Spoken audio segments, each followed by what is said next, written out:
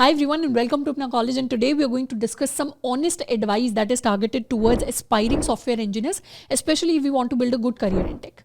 Now this is hopefully one of those videos which will encourage us to code consistently if we are already working towards our goals, or it might also encourage us to leave coding altogether, depends upon our mindset. Now the first point that I wanted to discuss with you all is regarding competition. Competition की जब हम बात करते हैं तो हमें almost हर जगह सुनने को मिलता है कि software engineering is a very competitive field, which is true, nobody is denying that. But हमें एक और चीज यहाँ पर एक्नॉलेज करनी पड़ेगी कि we live in a country like India, जहां पर इतनी ज्यादा पॉपुलेशन है कि कोई भी अगर हम जॉब पिक करें जिसके साथ थोड़ी ना थोड़ी सोसाइटल प्रेस्टीज एसोसिएटेड है, एंड जहां पर people are able to earn well, चाहे वो इंजीनियर्स हो गए, चाहे वो लॉयर्स हो गए, चाहे वो डॉक्टर्स हो गए, चाहे वो गवर्नमेंट एग्जाम्स हो गए, हर एक इनमें से सिंगल फील्ड में कंपटीशन हमें बहुत ज्यादा देखने को मिलता है just because we live in India. तो ये एक चीज है जिसको हमें एक्नॉलेज करना पड़ेगा. दूसरी बात, अगर कंपटीशन की करें तो the competition that we see online, in my personal opinion, it is the bloated form of competition. क्योंकि रियल कंपटीशन जो ऑन ग्राउंड कंपटीशन होता है वो एक्चुअली उससे काफी कम होता है. Generally when we interact with tier 3 tier 4 college students, तो वहाँ से हमारे पास एक जनरल कंसेंसस इस तरीके का आता है हमारे इंटरैक्शन के बाद कि किसी कॉलेज के अंदर अगर अराउंड 1000 स्टूडेंट्स हैं जो प्लेसमेंट्स के लिए बैठने वाले हैं, तो उनमें से 500 to 600 students are even not serious about placements और प्लेसमेंट प्रिपरेशन. एंड इसका मेजर रीजन है डिस्ट्रैक्शन, चाहे वो सोशल मीडिया के थ्रू हो गया, चाहे वो दूसरे रीजन की वजह से हो गया. आज की डेट में एवरीबडी नोज कि हमें सॉफ्टवेयर इंजीनियरिंग के अंदर अगर प्लेसमेंट लेनी है, अगर इंटर्नशिप लेनी है, तो हमें क्या चीज़ें सीखनी चाहिए, किस तरीके से सीखनी चाहिए. But there are very few students who are actually sitting down and putting in the work to learn those things, to learn those skills. It is basically like thinking कि हमें पता है आज की डेट में कि ट्रिग्नोमेट्री हमें सीखनी है, पर हमने 2 साल 3 साल लगा दिए कॉलेज के, और इस टाइम में हमने सिर्फ 20-25 बुक्स एक्सप्लोर कर ली कि कहाँ पर क्या कंटेंट लिखा हुआ है, पर एक्चुअली जाकर हमने ट्रिग्नोमेट्री कभी पढ़ी ही नहीं. तो ये सिचुएशन के अंदर yes there is a lot of competition because a lot of people are setting for jobs, a lot of people are applying for jobs, but the real competition which is about having on ground skills वो काफी कम है. तो current times के अंदर है personally opine कि अगर हम ऐसे स्टूडेंट हैं जो अपने डिस्ट्रैक्शंस को कट करके एक जगह टिक कर बैठ सकते हैं, अपने स्किल्स के ऊपर काम कर सकते हैं, अपने ऊपर काम कर सकते हैं, तो we actually stand a good chance in securing a good placement और a good internship, whatever our current goal is. इसके साथ में वन मोर एडिशनल एडवाइस और tip I would suggest you to keep in mind is कि always have a good circle of friends around you. मतलब अगर हम college के अंदर जा रहे हैं, जिस तरीके के क्लासमेट्स के साथ, फ्रेंड्स के साथ हम इंटरैक्ट कर रहे हैं, हमें कभी कभी पता नहीं चलता, but they really have a major impact on what our life is going to turn out like. मैं अगर अपना पर्सनली एग्जाम्पल लूँ तो कॉलेज के अंदर द काइंड ऑफ फ्रेंड्स और the kind of classmates that I had, उनमें से मेजॉरिटी को सॉफ्टवेयर इंजीनियरिंग फील्ड के अंदर जाना था, जिसकी वजह से हमारी मेजॉरिटी डिस्कशंस ही regarding placements, internships, projects, hackathons के अराउंड होते थे, जिसकी वजह से शायद मुझे कुछ एडिशनल चीजें सीखने को मिल गई. उसी तरीके से I had a lot of friends in college who used to interact in English, जिसकी वजह से शायद मेरे भी कम्युनिकेशन स्किल्स थोड़े से इंप्रूव हो गए. क्योंकि personally I do not come from a background जहां पर English was the primary medium of communication, या फिर जहां पर इंग्लिश स्पीकिंग को बहुत ज्यादा मोटिवेट किया जाता था. अब temporarily as a college student the kind of friends और the kind of classmates that we have, उसकी इंपॉर्टेंस समझना शायद थोड़ा सा डिफिकल्ट हो सकता है, बट अगर हम लॉन्ग टर्म में इमेजिन करें तो the kind of company that we keep is going to have a long term impact on our career and on our life itself. तो वो जो ग्रुप ऑफ पीपल है जिसके साथ हम रेगुलर बेसिस पे हैंग आउट कर रहे हैं, उसको हमें बड़े माइंडफुली पिक करना है, बड़े माइंडफुली चूज करना है. And second advice is regarding packages. हम में से कई सारे स्टूडेंट्स होंगे जिन्होंने यूट्यूब के ऊपर 50 LPA 60 LPA वाले वीडियोस देखे होंगे, डे इन लाइव वाले वीडियोस देखे होंगे, जिसको देखकर हमें वो इनिशियल इंस्पिरेशन फील हुई होगी, जिसको देख के हमने डिसाइड किया अच्छा इस फील्ड के अंदर हाई पैकेजेस हैं, तो हमें इसी सॉफ्टवेयर इंजीनियरिंग फील्ड के अंदर जाना है और अब हमें कोडिंग करनी स्टार्ट करनी है. और अगर यही हमारा माइंडसेट था देन इट्स परफेक्टली ओके, इसमें कोई खराब बात नहीं है, क्योंकि मेजॉरिटी सॉफ्टवेयर इंजीनियर्स जो इस फील्ड के अंदर काम करते हैं उनका initial inspiration were the high packages जो ये फील्ड ऑफर करती है, एंड दैट इज वाई वो आज की डेट तक इस फील्ड के अंदर काम कर रहे हैं, because this is an ever changing field. इसके अंदर मेहनत बहुत है, दिमाग बहुत लगाना पड़ता है, there are complex problems that you need to solve on daily basis, और वो सारा काम लोग कर रहे हैं मेजॉरिटी केसेस में because of the high packages.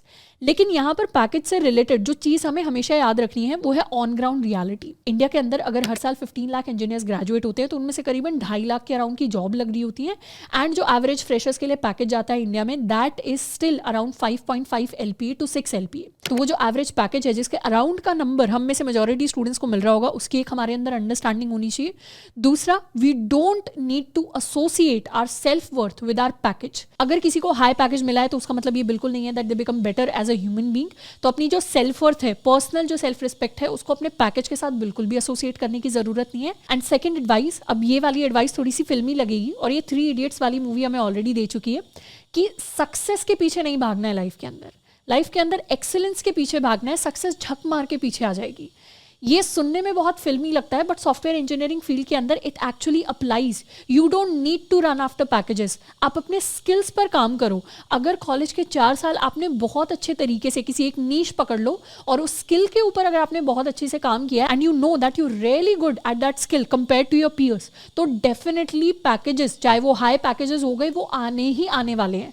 पर जब तक आप बैठकर सोचते रहेंगे हर दिन हाई पैकेज कैसे आएगा, हाई पैकेज कैसे आएगा, उससे बात नहीं बनेगी। हमें हर दिन बैठकर अपने स्किल्स के ऊपर काम करना पड़ेगा और पैकेज अपने आप चल के आ रहे होंगे। And that is what actually happens in software engineering. Third advice is regarding starting early. अगर हम किसी भी फील्ड का एग्जांपल लें, एक्सेप्शंस को छोड़कर मेजॉरिटी लोग जो किसी भी फील्ड में सक्सेसफुल होते हैं वो होते हैं जिन्होंने अर्ली एज के अंदर उस फील्ड के अंदर काम करना स्टार्ट किया था, या अर्ली एज ने उन्होंने कुछ ना कुछ शुरुआत की थी किसी चीज़ की। मेजॉरिटी एंटरप्रेन्योर्स जो सक्सेसफुल होते हैं 40s की एज में, अगर आप उनकी ट्रेजेक्टरी देखोगे तो उनमें से मेजॉरिटी ने 20s के अंदर, अर्ली 30s के अंदर काम करना स्टार्ट किया था। And that is why we see a lot of results in 40s और 50s। तो वही सेम चीज़ इस फील्ड के अंदर भी अप्लाई होती है।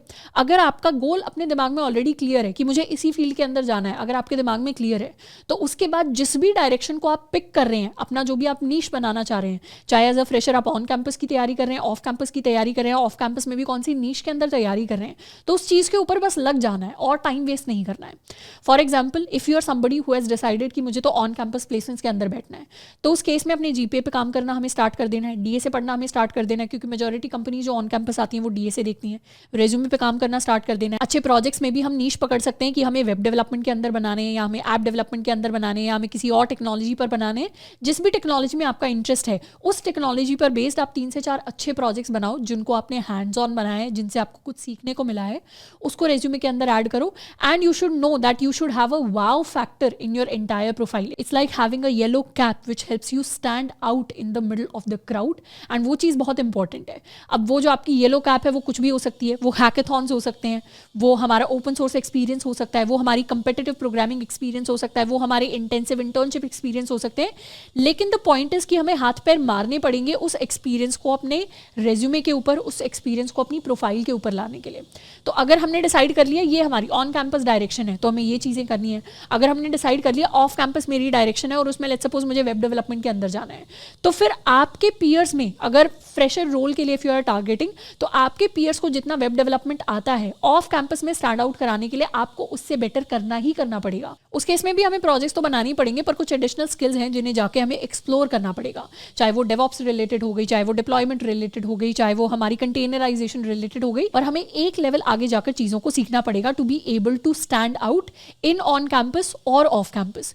और ये चीज़ें तभी वर्क करेंगी जब हम एक अर्ली स्टार्ट लेंगे। हम प्लेसमेंट से 2-3 महीने पहले बैठकर ये नहीं सोच सकते कि आज तक हमने कोडिंग नहीं की है लेकिन हमारा पैकेज भी बहुत अच्छा लग जाएगा और हमें उतना हार्डवर्क भी पुट इन नहीं करना पड़ेगा।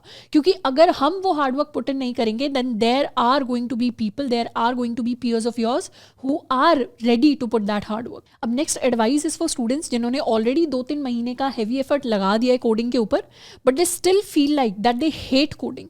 अब हेट जैसा स्ट्रॉन्ग वर्ड यहाँ पे मैं बहुत इंटेंशनली यूज़ कर रही हूँ।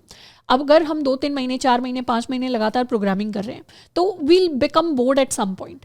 अगर हम आर्टिस्टिक काम भी कर रहे हैं जैसे सिंगिंग हो गया, एक्टिंग हो गया, तो वहाँ पर भी एक पॉइंट के बाद, क्योंकि रिपीटेड काम होता है हर एक सिंगल फील्ड के अंदर, तो people tend to become bored and becoming slightly bored is okay, it's normal. लेकिन अगर 2-3 महीने प्रोग्रामिंग करने के बाद बोर्ड के साथ साथ हमें फील हो रहा है कि I hate this work and this is not for me, but फिर भी हम उस चीज़ पे स्टिक कर रहे हैं जस्ट बिकॉज हमने इस फील्ड के अंदर हाई पैकेजेस देख लिए हैं या कुछ लाइफस्टाइल देख लिया है, कुछ और देख लिया है, तो यहाँ पर मैं आपको एडवाइस करूंगी कि you need to pause and एक बार कोशिश करनी है कि हम अपने आसपास कुछ ऑल्टरनेट करियर पाथ्स भी एक्सप्लोर करने की कोशिश करें, क्योंकि कई बार ऐसा हो सकता है कि कोई ऑल्टरनेट फील्ड, कोई दूसरी ऐसी फील्ड एग्जिस्ट कर सकती है जहाँ पर शायद हमें काम करने में वो हेटरेड फील ना हो उस काम की तरफ। उस फील्ड में हो सकता है हमारे स्टार्टिंग पैकेजेस कम हो, जैसे फॉर एग्जाम्पल अगर कुछ स्टूडेंट्स को टेक पसंद नहीं आता तो some of them shift towards non tech positions, toward consultant roles और कोई दूसरे रोल्स हो गए। तो वहाँ पर हो सकता है स्टार्टिंग पैकेजेस कम हो, लेकिन धीरे धीरे टाइम के साथ अगर हम वहाँ पर भी हार्डवर्क एंड एफर्ट डालते हैं तो कोई भी फील्ड एक तरीके से खराब नहीं होती। ऐसा नहीं है कि हाई पैकेजेस सिर्फ इसी फील्ड के अंदर मिल सकते हैं, दूसरी फील्ड्स के अंदर नहीं मिल सकते। अगर जहाँ पर हमें फील होता है कि ये चीज़ हम कर सकते हैं, ये हमारी कैपेबिलिटीज़ के साथ अलाइन करती है एंड वहाँ पर अगर हम अपना हार्डवर्क पुट इन करते हैं तो वहाँ से हो सकता है कि लॉन्ग टर्म के अंदर हम ज़्यादा आउटपुट, ज़्यादा बेनिफिट्स निकाल सकें। तो ये एक एनालिसिस है जो अपने लिए हमें बिल्कुल करना चाहिए। If we have already put in 2 to 3 months of effort, ऐसा नहीं कि हमने आज बस देखा, हमने एक बार कोडिंग ट्राई किया तो हमने उसको छोड़ ही दिया जस्ट बिकॉज वो हमें हार्ड लगी। हार्ड लगना एंड किसी चीज़ को हेट करने में काफ़ी मेजर डिफरेंस होता है। एंड सेकेंड चीज़ कि जब हमें पता है कि प्रोग्रामिंग के अलावा अगर हम कोई दूसरा ऑल्टरनेट देखेंगे तो वहाँ पर भी हम हार्डवर्क पुट इन करने के लिए रेडी हैं। ऐसा नहीं है कि जस्ट बिकॉज हमें प्रोग्रामिंग हार्ड लगी तो हम दूसरे पे शिफ्ट कर गए, गवर्नमेंट एग्जाम करने लग गए, गवर्नमेंट एग्जाम हार्ड कर रहे हैं फिर हम तीसरी चीज़ पे शिफ्ट हो रहे हैं। उस साइकिल में खुद को नहीं फंसाना है। एट दी एंड हमें एक फील्ड कोई ना कोई चूज़ करनी पड़ेगी जो हमें हार्ड लगेगी, लेकिन उसके अंदर अगर हम लॉन्ग टर्म के लिए रहते हैं तो उसमें हम अपनी एक स्पेशलाइजेशन बिल्ड करते हैं जो लॉन्ग टर्म के अंदर सर्वाइव करने में हमें बहुत ज़्यादा हेल्प कर रही होगी।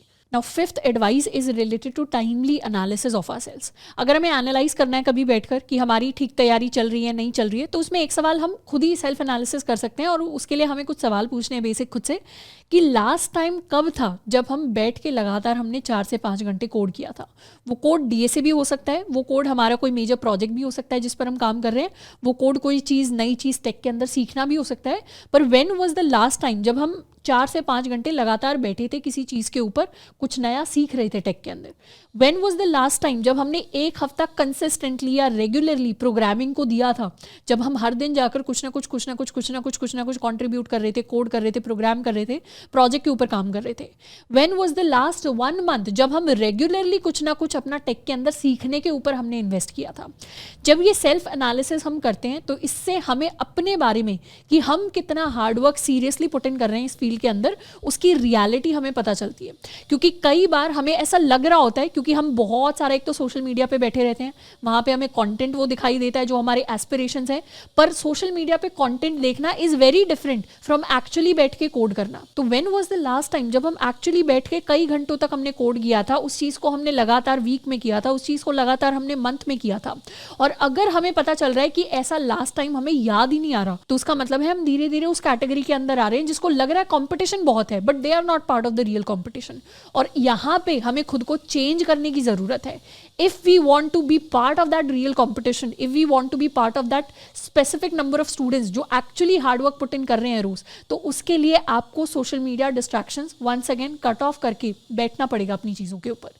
सेकेंड चीज़ सेल्फ एनालिसिस के अंदर कि जब भी हम जॉब मार्केट के अंदर, इंटर्नशिप हो गई, प्लेसमेंट के अंदर अप्लाई करने के लिए जाएं, तो उससे पहले एक बार अपना रेज्यूमे हमें खुद ज़रूर एनालाइज कर लेना है। कैसे एनालाइज कर सकते हैं? सबसे पहले तो अपने रेज्यूमे को देखकर ये सोच लेना है कि अगर इंटर्नशिप पोजीशन के लिए अप्लाई कर रहे हैं या प्लेसमेंट पोजीशन के लिए अप्लाई कर रहे हैं, so is this the resume that you would want to hire for your own startup. अगर आप कोई टेक स्टार्टअप कर रहे होते और आपको कोडर हायर करना होता है, तो क्या आप इस व्यक्ति को हायर करते?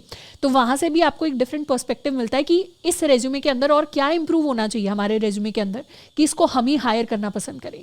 सेकेंड चीज, आपके जो भी 1 year इमीडिएट सीनियर्स हैं, not 2 year, 3 year, 4 year seniors, 1 year जो इमीडिएट सीनियर्स हैं जिनका आपको पता है कि इनकी प्लेसमेंट लगी है या फिर इनकी इंटर्नशिप लगी है, तो उनके रेज्यूमे से एक बार अपने रेज्यूमे को कंपेयर करना है और ये ज़रूर देखना है कि हमें क्या चीज़ें इंप्रूव करने की ज़रूरत है, हमें कौन सी स्किल्स इंप्रूव करने की ज़रूरत है, हमें कौन सा वाव फैक्टर लाने की ज़रूरत है, हमें कौन सी चीज़ों पर बेसिकली अपनी प्रोफाइल के अंदर काम करने की ज़रूरत है जिससे हम भी सिमिलर अपॉर्चुनिटीज़ के लिए शॉर्टलिस्ट एंड सिलेक्ट हो सकें।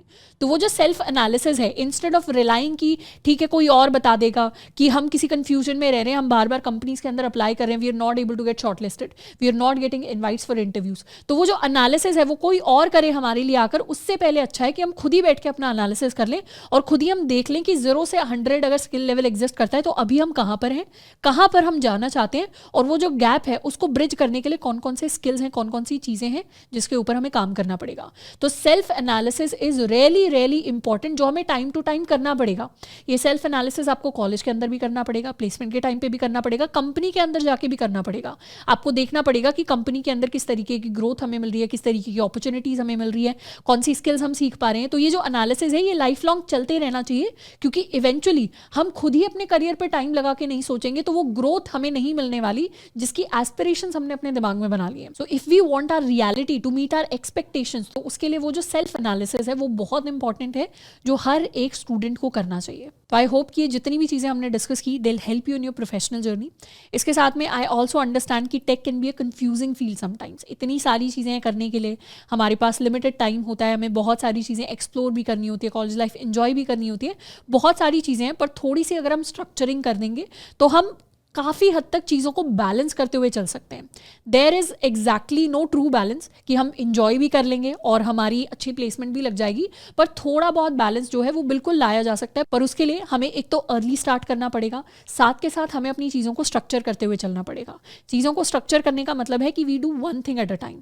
अगर हम अभी डीएसए सीख रहे हैं तो हम डीएसए के ऊपर अच्छे से फोकस करें और उसके अंदर स्ट्रॉन्ग कमांड लेके आए। अगर हम अभी वेब डेवलपमेंट सीख रहे हैं तो वेब डेवलपमेंट के ऊपर स्ट्रॉन्ग कमांड लेके आए। अगर हम ऐप डेवलपमेंट सीख रहे हैं तो ऐप डेवलपमेंट पे स्ट्रॉन्ग कमांड लेके आए। अगर हम मशीन लर्निंग सीख रहे हैं, अगर हम साइबर सिक्योरिटी सीख रहे हैं तो उन चीजों के ऊपर स्ट्रॉन्ग कमांड लेके आए। एज अ स्टूडेंट हम सारी चीजें नहीं कर सकते, पर हम 2 से 3 चीजें अपने कॉलेज लाइफ के अंदर बहुत अच्छे तरीके से कर सकते हैं और इवेंचुअली वही जो चीजें हैं वो हमारा नीश बनती हैं और वही हमें हमारी प्रोफेशनल जर्नी के अंदर अपनी फर्स्ट जॉब लेने के लिए सबसे ज्यादा हेल्प करती है। तो as a student try to do one thing at a time, पर उस एक चीज को हमें इतने अच्छे तरीके से करना है कि that one thing should make a stand out in a crowd.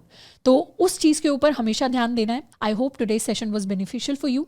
आज के लिए इतना ही, मिलते हैं नेक्स्ट वीडियो में। Keep learning and keep exploring.